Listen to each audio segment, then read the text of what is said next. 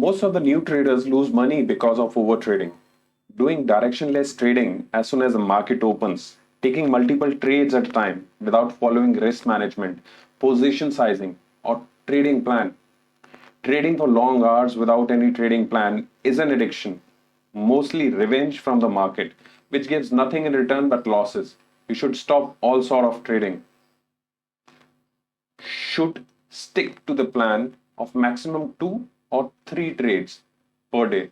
This can save your losses immensely and can bring profits too. Controlling emotions and having a strict discipline while trading is a key to successful trader.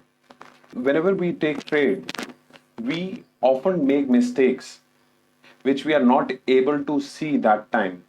We can learn a lot from these mistakes if on regular basis we see and understand them. Unless and until we have a habit of making trading journal, we will miss all this. Having a trading journal is of utmost importance as it will bring a professional trader out of you. I told you start taking trading as a business. Imagine you are in a business. Don't you log down your data? It is as important as in business, so in trading also. Reading and regularly updating your trading data will help you to achieve this goal faster you can think. Have a beautiful book as a journal. Everything has to be top class you do for trading. Remember, we are conditioning our mind.